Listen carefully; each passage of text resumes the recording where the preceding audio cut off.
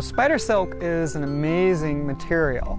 There are spiders that spin up to 8 different kinds of silks, and some of those silks are stronger than steel, ounce for ounce, while others are as stretchy as a rubber band. Some of them are even adhesive, like glues.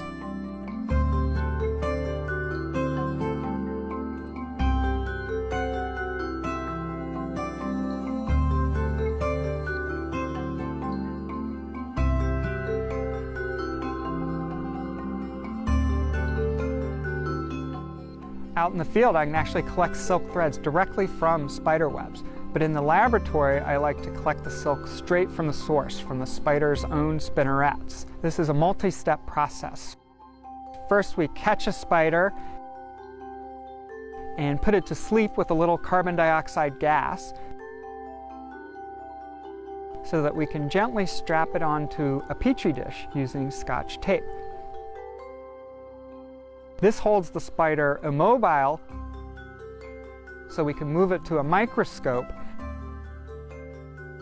and then visualize the silk thread coming out of the spigot and pull that silk thread out.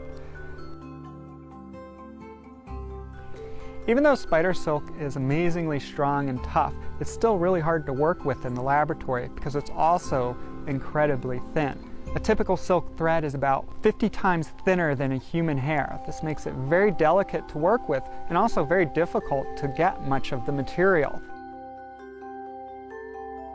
We collect samples for mechanical testing that are mounted onto small cardboard mounts. These mounts are moved to a nanomechanical tester called a nanobionics. It's basically a really fancy piece of equipment to pull things apart and break them.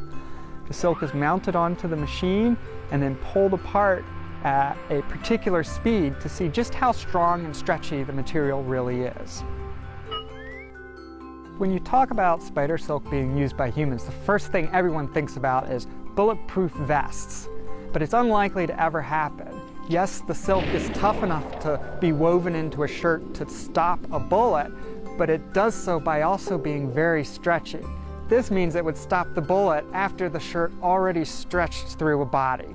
Not a very useful way to stop a bullet, unfortunately.